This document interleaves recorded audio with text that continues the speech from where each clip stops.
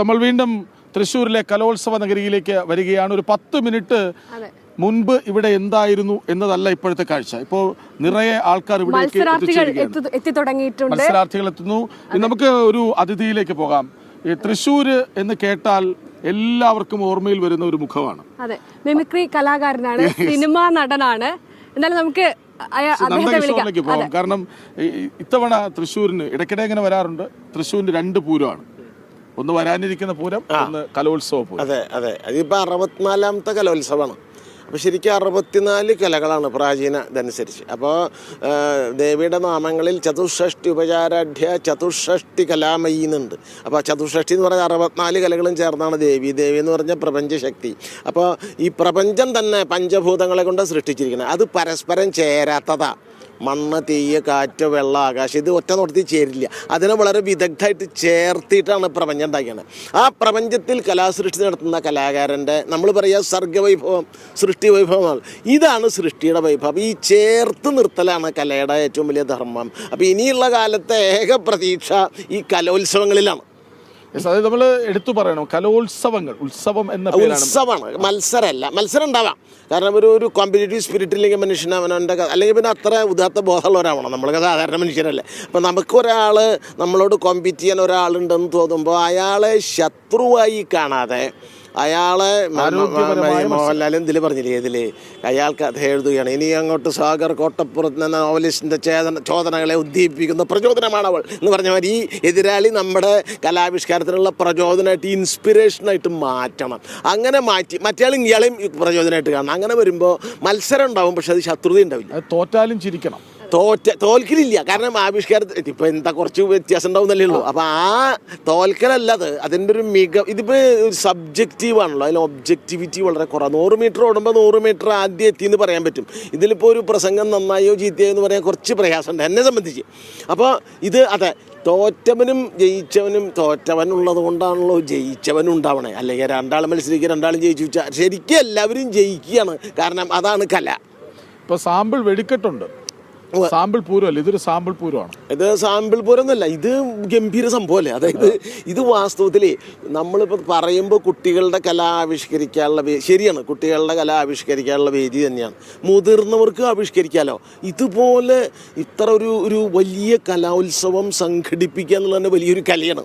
പിന്നെ ഇതിൻ്റെ പന്തൽ നിർമ്മാണത്തിൽ കലയുണ്ട്, സ്റ്റേജ് നിർമ്മാണത്തിൽ കലയുണ്ട്, സ്വർണ്ണക്കപ്പ് തന്നെ നല്ലൊരു കലാസൃഷ്ടിയാണ്. പിന്നെ പാചകം, ദഹനം, ഈ കണ്ട ആൾക്കൊക്കെ ഭക്ഷണം കൊടുക്കണം. ഇപ്പം മില്ലറ്റിൻ്റെ ദോശ വരെയുണ്ടെന്ന് പ്രാതലിന് പ്രാതസ്മരണീയായ മില്ലറ്റിൻ്റെ ദോശ ഉണ്ട് അത്ര പ്രേടം തിരുമേനിയുടെ. അപ്പോൾ ഇതൊക്കെ മുതിർന്നവർക്ക് ഇത് സംഘടിപ്പിച്ചുകൊണ്ട് അവരുടെ കലാവൈഭവം കാണിക്കാം. കുട്ടികൾക്ക് അതിൽ വേദികളിൽ പങ്കെടുത്തുകൊണ്ട് തങ്ങളുടെ കലാവൈഭവം കാണിക്കാം. അങ്ങനെ മനുഷ്യനെ മൊത്തം ചേർത്ത് നിർത്തുന്ന ഏക പ്രതീക്ഷയുള്ള ഒരു ഉത്സവങ്ങളിൽ ഒന്നാണ് ഈ കലോത്സവം. ഈ പഴയ കാലത്ത് ഇപ്പോൾ ഒരു ക്ലാസ് മുറിയിൽ ചിലപ്പോൾ ഒരു കുട്ടി നന്നായിട്ട് പാടും, അല്ലെങ്കിൽ സ്കൂളിൽ 1, 2, 3 കുട്ടികളുണ്ടാവും. പക്ഷെ അവർ പോലും സജീവമായി വേദികളിലേക്ക് വരാൻ മടിക്കുന്ന ഒരു കാലമായിരുന്നു. ഒരു നാണം കുടുങ്ങി മാറി നിൽക്കുന്ന ഒരു കാലം.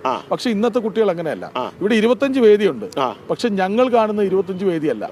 കിട്ടുന്ന ഇടങ്ങളിലൊക്കെയും കുട്ടികൾ ആസ്വദിക്കുക. അതായത് ഇപ്പോഴത്തെ കുട്ടികൾക്ക് ഇതിപ്പോ പണ്ട് ആബാലവൃദ്ധം എന്നൊരു പ്രയോഗമുണ്ട്. ഇത് ആജൻസി വൃദ്ധമാണ്. ജൻസി മുതൽ വൃദ്ധമായ ആജൻസി വൃദ്ധം ഞങ്ങൾ പങ്കെടുക്കുന്ന ഒരു കലോത്സവമാണ്. അത് ഇപ്പോഴത്തെ കുട്ടികൾക്ക് നാണമൊന്നുമില്ല. They are quite capable of expressing themselves. അവർക്ക് എക്സ്പ്രസ് ചെയ്യാൻ വേണ്ട എല്ലാ സൗകര്യങ്ങളും ഉണ്ട്. സോഷ്യൽ മീഡിയ മുതൽ സ്റ്റേജ് വരെ അനവധി വേദികളുമുണ്ട്. പണ്ട് വരാതിരുന്നത് ഒന്നാമത്തെ കാര്യം, പണ്ട് ഇങ്ങനെ കലയ്ക്ക് അത്ര കല ഉണ്ടെങ്കിൽ അത് ഇങ്ങനെ പൊക്കോട്ടെ നിൽക്കുന്നല്ലാണ്ട് ഇങ്ങനെ വളരെ കോൺഷ്യസ് ആയിട്ട് പരിശീലനം കൊടുത്ത് ആവിഷ്കരിക്കുന്ന ഒരു രീതി കുറവായിരുന്നു. ഇല്ലയെന്ന് പറയുന്നില്ല.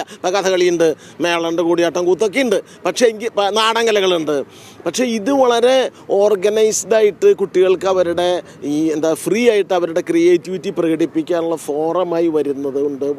സംഭവിക്കുന്നത് എന്താണെന്ന് വെച്ചാൽ അവർക്ക് അവരുടെ ടോട്ടൽ പേഴ്സണാലിറ്റി എക്സ്പ്രസ് ചെയ്യാൻ പറ്റും. നമ്മുടെ പ്രേക്ഷകർക്ക് വേണ്ടി എന്തെങ്കിലും ഒരു മിമിക്രി അങ്ങേക്ക് ചെയ്യാൻ കഴിയും? മിമിക്രിക്കാരനല്ല ഞാൻ കൂത്ത് പറയുന്ന ആളാണ്.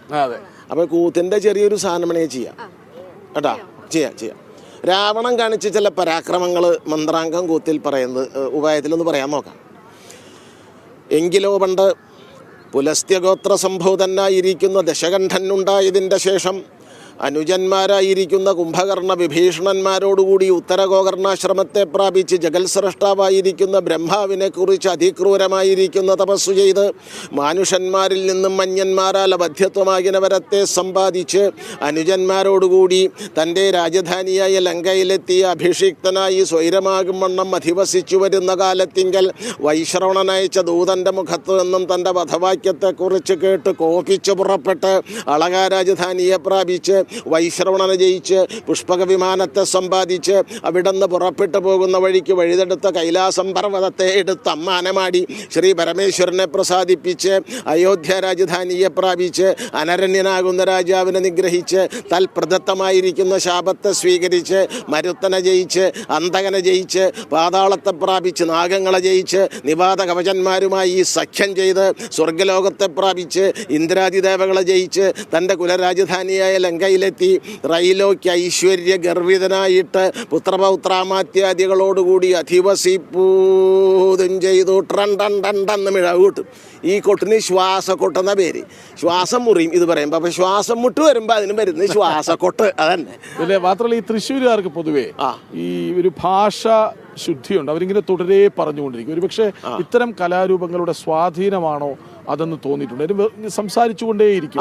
അതായത് ഇപ്പോൾ ഈ അഭിനയം അല്ലെങ്കിൽ കല മൊത്തം എനിക്ക് തോന്നുന്ന രണ്ട്, പ്രത്യേകിച്ച് നാട്യം, ഭാഭ, രണ്ട് വാക്കിൽ ഭാഭ റിസർച്ച് ഇൻസ്റ്റിറ്റ്യൂട്ട്. ഭാഷയും ഭാവമാണ് കല. ഭാഷയാണ് ഭാഷയ്ക്ക് പ്രാധാന്യം കൊടുക്കുന്ന ഭരതമുനി പറഞ്ഞിട്ടുണ്ട്. വാജി യത്നസ്തു കർത്തവ്യോ നാട്യശേഷ തനുസ്മൃത. ഭാഷയാണ് അത്ര നാട്യത്തിൻ്റെ ശരീരം. അതുകൊണ്ട് വാക്കിൽ പ്രയത്നം ചെയ്യണം എന്നാണ്. അതുകൊണ്ട് ഭാഷ, ഭാവം, ഭാഷ, ഇത് ഇതിൻ്റെ ഏറ്റക്കുറച്ചിലാണ്. ഭാവം മാത്രമുള്ള കലയാണ് മൈം. അതിൽ ഭാഷയില്ല. അതിനൊരു ഭാഷയുണ്ട്. അതിനെ നമ്മളിപ്പോൾ എന്ത് വിളിക്കും? Body language. അതൊരു ലാംഗ്വേജാണ്.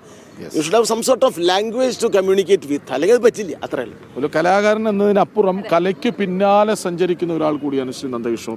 ഒരുപാട് നന്ദി ഇന്നത്തെ ഈ പ്രഭാതം പ്രേക്ഷകർക്ക് വളരെ സന്തോഷത്തിൻ്റെതാക്കിയതിന്. ശരി, സന്തോഷം. അപ്പോൾ കലാവേദികൾ ഉണരാൻ ഇനി 1 മണിക്കൂർ കൂടി.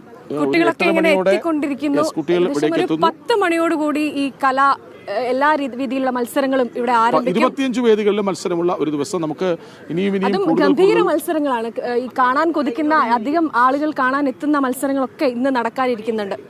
അപ്പോൾ കലോത്സവത്തിൻ്റെ 2ാം ദിവസം 5 ദിനരാത്രങ്ങൾ എന്ന് തന്നെ പറയണം. കാര്യം രാത്രിയും മത്സരങ്ങൾ നടക്കുന്നുണ്ട്. അപ്പോൾ സ്വാഭാവികമായും ഇന്ന് തിരുവാതിരക്കളിയുണ്ട്, മിമിക്രി, ഹൈസ്കൂൾ വിഭാഗം ആൺകുട്ടികളുടെയും പെൺകുട്ടികളുടെയും മിമിക്രി വേദി. ഇന്നലെ ഹയർ സെക്കൻഡറി വിഭാഗത്തിൽ അത്ര പുതിയ മേന്മയൊന്നും മിമിക്രി മത്സരവേദിയിൽ കണ്ടില്ല എന്നൊരു ആരോടൊക്കെ വന്നിട്ടുണ്ട്. എങ്കിൽ പോലും കുട്ടികളല്ലേ, അവർ പറയുന്നതാണ് നമ്മൾ കേട്ടിരിക്കേണ്ടത്. അവർ എന്തു പറഞ്ഞാലും നമ്മൾ ആസ്വദിക്കേണ്ടവരാണ്.